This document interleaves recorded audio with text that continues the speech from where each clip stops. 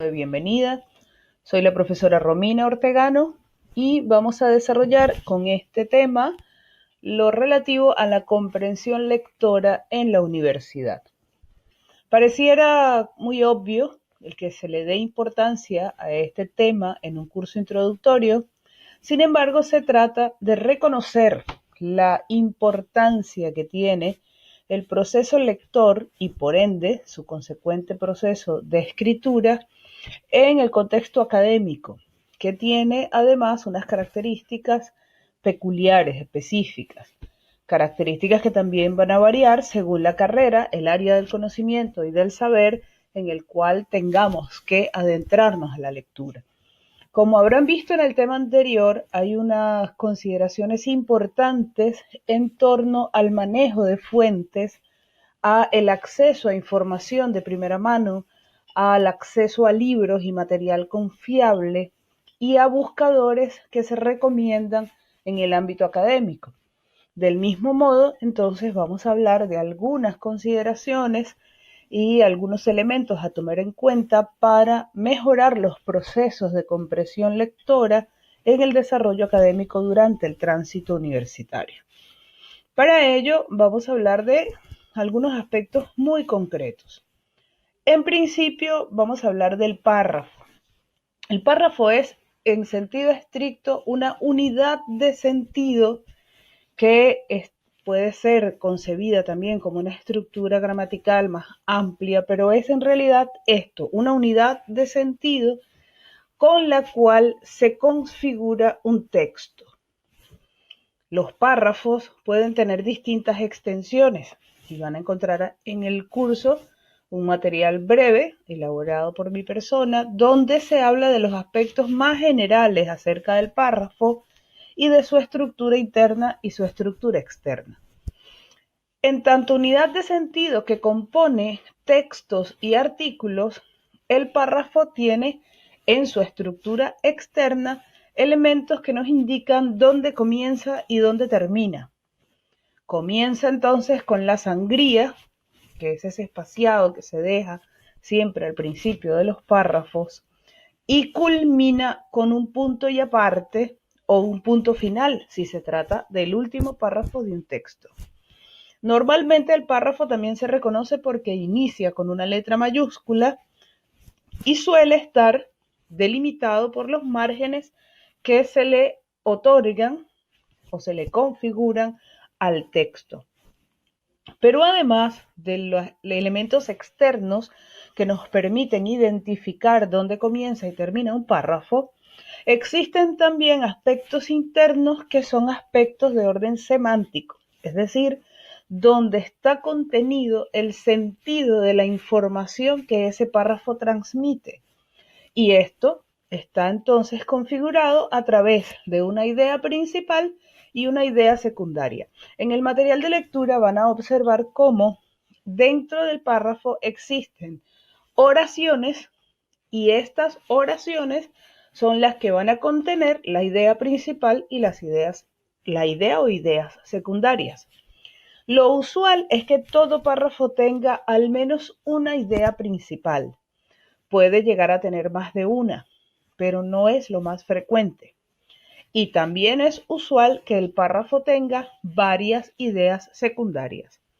La idea principal, como su nombre lo indica, es la idea central, lo más importante dentro de lo que se expone en ese párrafo, el tema fundamental que se desea plantear.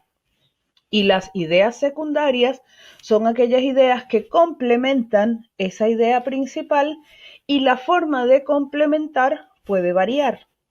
Puede ser, como lo ven en la lectura, por contraste, por ejemplificación, puede ser porque se replantea lo mismo que dice la idea principal, pero utilizando otras palabras. En fin, las ideas secundarias complementan, nutren lo dicho en la idea principal a través de distintas estrategias discursivas. La idea principal puede estar contenida en la oración que comienza el párrafo, en el medio de este o al final. Y dependiendo de esta ubicación, el párrafo entonces se va a estructurar de una manera distinta. Es importante no solamente que sepamos esto, como concepto, sino que al leer un texto podamos reconocer cuántos párrafos tiene, dónde comienza y termina cada párrafo y además cuál es la idea fundamental que cada párrafo expone, porque la identificación de esto nos va a favorecer varios procesos. Nos va a favorecer, por ejemplo, identificar de qué se trata el texto, qué es lo que se está exponiendo en ese texto y cuáles son los planteamientos más importantes que el autor hace sobre la temática que está desarrollando. Además, obtener las ideas fundamentales que podrían formar parte de un eventual resumen o, en todo caso, identificar las ideas con las que se puede luego profundizar un análisis o desarrollar un debate a partir de lo que expone el autor de un texto. Entonces, el proceso de identificación de las ideas principales de los párrafos resulta de utilidad dentro de la vida académica precisamente porque es a partir de ese reconocimiento que se da lugar procesos más complejos de la comprensión que tienen que ver con la interpretación, con el análisis, con el pensamiento crítico o con la evaluación, la valoración, la comparación, etcétera. Entonces partiríamos de la necesidad de identificar, de reconocer estas ideas en los textos con los que estamos trabajando. Suele utilizarse como técnica para esto el subrayado, que es frecuente que subrayemos para identificar visualmente la ubicación de las ideas principales y secundarias en un texto, o en un párrafo en este caso. Más adelante vamos a ver entonces el otro aspecto con el que aquí queremos destacar es el ejercicio de resumir. Y precisamente, lo mencionaba hace un momento, una de las cosas más importantes para desarrollar un resumen es la identificación de las ideas fundamentales, principales de un texto, porque este es el primer paso del resumen, que tiene que ver con este primer paso que estamos mencionando acá, que es seleccionar, tiene que ver con la selección de las ideas más importantes y las que a los efectos de la lectura que estamos haciendo lucen como las ideas más destacadas dentro del texto completo. Esta selección supone otra acción, que es la de omitir aquellas ideas que puedan ser simplemente complementarias, repetitivas y que no necesariamente contengan los planteamientos fundamentales que el autor ha hecho en ese texto. Luego el resumen también comprende otras dos acciones, que son la generalización y la capacidad de integrar los planteamientos más importantes que se han seleccionado en el paso anterior. Y quiere decir esto que el resumen es entonces un escrito en el que se han vaciado, vertido, expuesto las ideas más importantes que traía el autor que estamos resumiendo y con posibilidades de enlazar y de integrar en una redacción propia para que quede expuesto allí qué es lo más importante que ese autor estuvo expresando, pero de forma coherente. El ejercicio del resumen es importante en el desarrollo académico porque nos permite además verificar que hemos comprendido realmente el planteamiento que se nos hace en un texto y a partir de esa comprensión, de nuevo, poder pasar a otros procesos académicos e intelectuales un poco más complejos.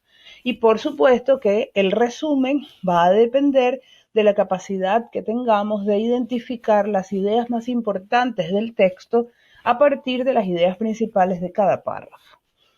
Otro aspecto importante a considerar en el caso de la escritura académica y de los textos académicos es que se utilizan una serie de signos y de aspectos visuales que permiten llamar la atención sobre cierto tipo de ideas o sobre cierto tipo de expresiones o contenidos. Este llamar la atención significa entonces que hay elementos de sentido que están contenidos dentro de estos signos y que el lector debe saber identificar e interpretar correctamente. Uno de los signos más utilizados en este caso son las comillas y las rayas o guiones. En este caso, las comillas tienen, como el concepto literal expresa, sirven para enmarcar la reproducción de palabras que corresponden a alguien distinto del emisor, Es decir, que en este caso las comillas se utilizan para transcribir material textual traído de otro libro, de otro texto, de otro escrito. Por ende, en el contexto de un artículo, lo que vamos a encontrar entre comillas es traído textualmente de otro autor y va a corresponder entonces a una cita textual, que un poco de esto debieron trabajar en el tema anterior, que tiene que ver precisamente con el uso de contenido textual por parte de autores y reconocer esa fuente textual. La forma visual, el signo visual que se utiliza para reconocerlo son precisamente las comillas. Y otra marca visual que se utiliza son los guiones y que son signos de puntuación que también se utilizan para distinguir información dentro del texto. Suelen incorporarse a través de los guiones incisos aclaratorios o información adicional que permite que el lector comprenda mejor una determinada idea o, en todo caso, obtenga información específica sobre lo que se está hablando. Información como, por ejemplo, el año de publicación de un texto. Información como el libro de donde proviene una determinada información. Información como una definición específica que nutre la idea que se está desarrollando. Es decir, que estos guiones o rayas nos permiten aclarar la información del contenido que estamos leyendo. Más adelante tenemos también como elementos a considerar marcas visuales dentro de un texto las cursivas. Y estas cursivas también se utilizan para llamar la atención sobre aspectos puntuales. En este caso, las cursivas se utilizan también para incorporar definiciones en algún texto. Se utilizan para dar énfasis a unas determinadas expresiones. Se utilizan para incorporar palabras extranjeras o expresiones coloquiales, o se utilizan para resaltar terminología específica en una determinada área, sea lingüística, sea científica, sea estadística, y colocamos como ejemplo de esto categorías que se utilizan para definir o hablar del propio lenguaje, que es cuando estamos hablando del metalenguaje. En todo caso, la cursiva se utiliza, como decía, para dar énfasis a un contenido específico sobre el cual entonces quien lee deberá prestar atención al sentido que se está dando a esa cursiva específicamente en el marco de un contexto textual. Vale decir que esto va a ser determinante en todos estos signos y símbolos. Se utilizan para dar un sentido que va a estar estrictamente relacionado con el texto en el cual se circunscriben y en función de las ideas que se vienen expresando dentro de cada párrafo. Cada idea y cada contexto tiene unas nociones y unas características, tiene unos sentidos que solo son válidos en ese texto y por ende la noción, el sentido, el significado que quiere resaltar cada uno de estos signos va a depender de lo que se está expresando en las ideas de los párrafos que componen un artículo determinado. Para finalizar, es importante tomar en cuenta que muchos textos académicos cuentan con un epígrafe. Y este epígrafe, que lo vamos a ver en el artículo que está colocado como material de lectura para desarrollar la actividad de evaluación de este módulo, es una cita textual, una expresión, una frase o una sentencia que escribimos al principio de nuestro artículo y que lo tomamos de algún otro autor, una cita textual de otro autor o de una obra científica o de una obra literaria y que podemos colocar al principio del artículo completo o al principio de un capítulo específico de un trabajo o del trabajo en su totalidad y que puede servir o bien como frase inspiradora con la cual se orienta el trabajo, puede ser una frase que luego vamos a refutar o vamos a demostrar o vamos a analizar o vamos a contradecir a lo largo del artículo.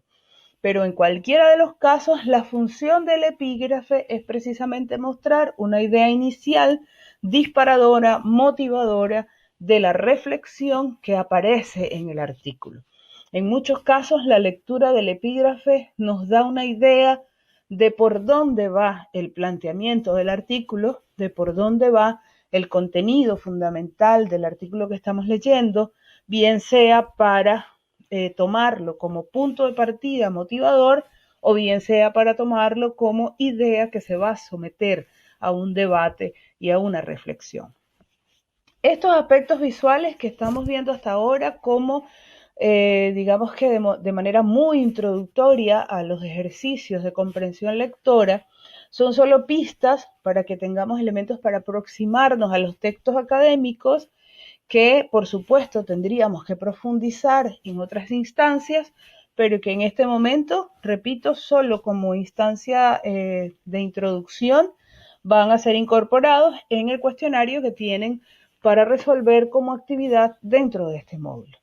Es apenas un inicio, pero que esperamos sea de utilidad para que ustedes puedan aproximarse de una manera un poco más asertiva a los textos académicos en su desarrollo profesional. Ha sido todo por ahora, muchísimas gracias y ha sido un placer.